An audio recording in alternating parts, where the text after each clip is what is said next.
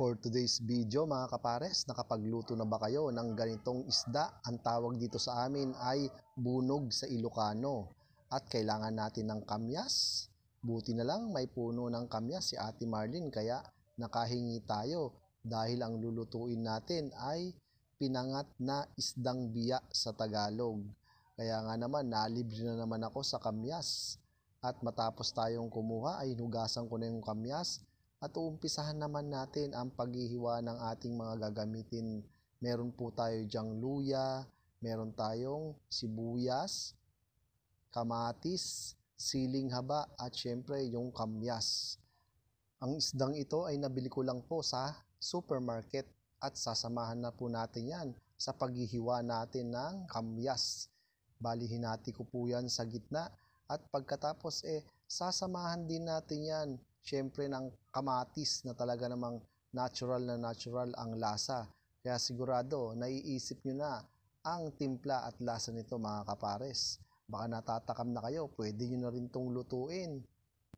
At matapos nating mahiwa-hiwa ang ating mga sangkap na gagamitin ay umpisa na rin natin ang pagluluto dahil napakadali lang na naman ito. Wala na naman tayong gisa-gisa. Kaya sa kawali ay nilagay na natin dyan yung kamatis, pati na rin yung ating kamyas.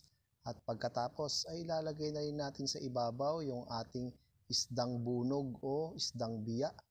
Ayan, iayos-ayos lang natin. Kayo na pong bahala kung paano nyo po iaayos yan. At syempre, shoutout po pala sa ating mga followers, mga subscribers natin sa YouTube channel, sa mga nag-share po ng aming mga video. Maraming salamat po. Pagkatapos ay ilalagay na rin natin ang ating mga aromatics. Kaya iayos ko lang po ang paglalagay ng luya. At syempre isunod ko na rin ang paglalagay ng ating sibuyas. At maglalagay din po tayo dyan ng patis. Ayan. At syempre maglalagay din tayo ng konting Ajinomoto. At sigurado inaasam-asam nyo rin tong matikman. At pagkatapos maglagay din tayo dyan ng tubig at siling haba. At tatakpan po natin yan mga kapares. At pagkatapos ng 5 minuto, eto na siya mga kapares. Sigurado baka natatakam na rin kayo dito at subukan nyo nang lutuin to. Kaya ano pang hinihintay nyo mga kapares? Kumuha na rin kayo ng inyong makakain at sabayan nyo akong kumain. At sabay-sabay tayong mabusog. Mangantayon mga kapares. Thank you Lord, sa wakas nakapagluto rin po tayo nitong inaasam-asam ko rin na bunog, tawag sa amin sa Ilocano, at sa Tagalog naman po ay isdang biya. Manalangin po tayo.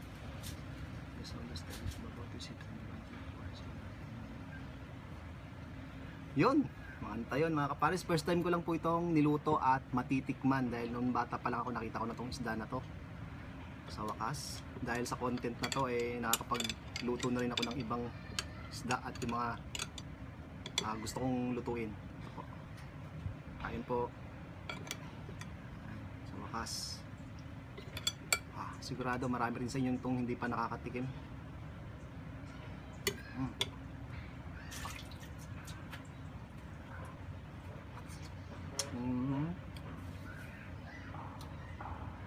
Ito nga no.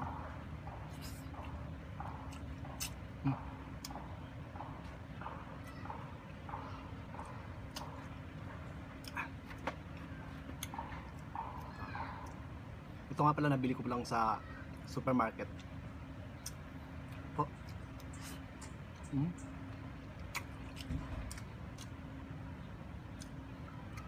Yung lasa niya no?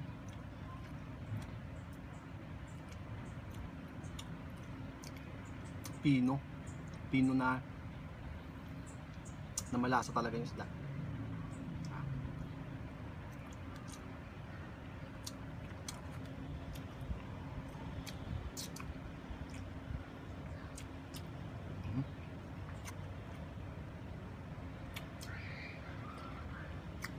Sarap pala sa kinamyasan nito, no? Pero ang tawag dito, pinangat daw pinangat. Napanood ko lang yung pagluluto nito.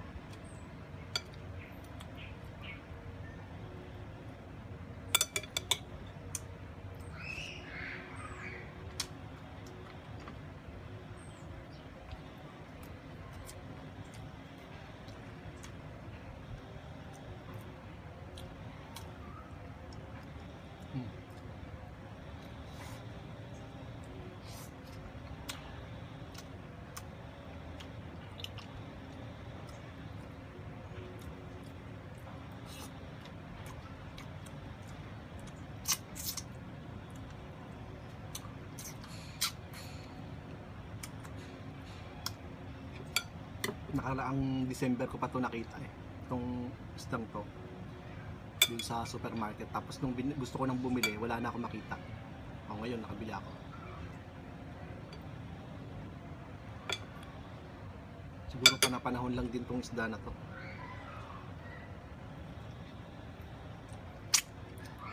Kaya nung nakita ko, binili ko agad eh. Sabi ko matitikman ko rin sa wakas.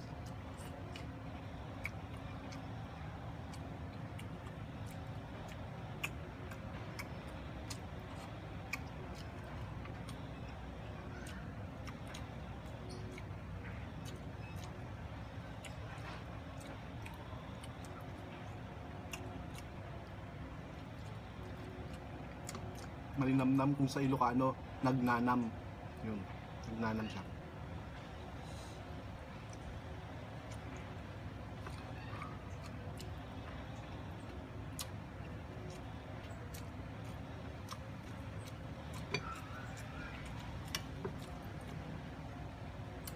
Buti lang nakahingi tayo ng kamyas kay Ate Mardin. Shoutout po. At nakahingi po ako ng kamyas dahil may tanim sila sa baba. Nalibre ako sa pang-aasim.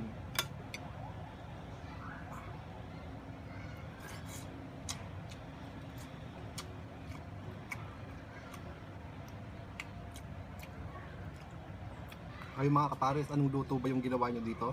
Paki-comment lang po.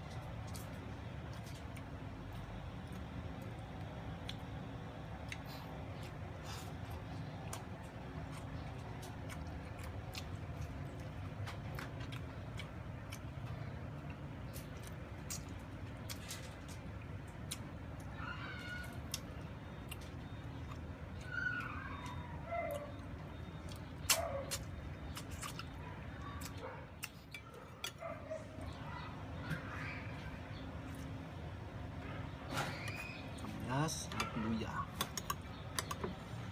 Ganto-ganto lang sana, no? Sarap yung ganito lang, yung wala masyadong preservative.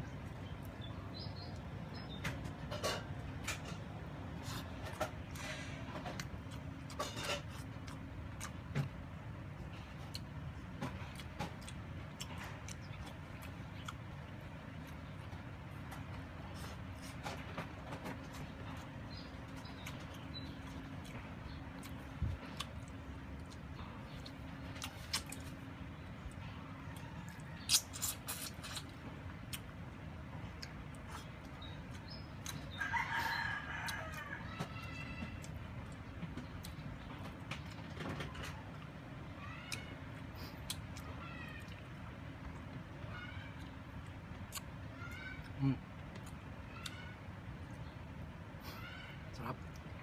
May namnam talaga.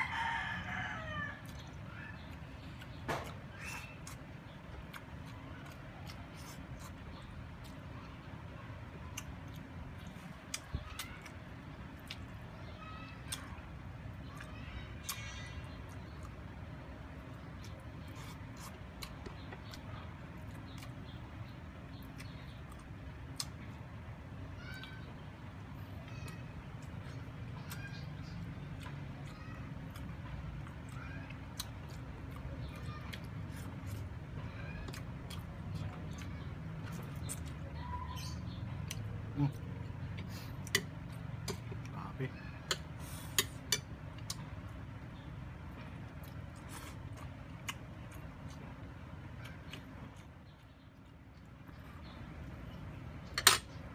Pa-comment nyo lang mga kapares kung ano po yung luto nyo po dito at ang tawag sa inyo sa inyong probinsya, anong tawag niyan mga kapares. Comment nyo lang po.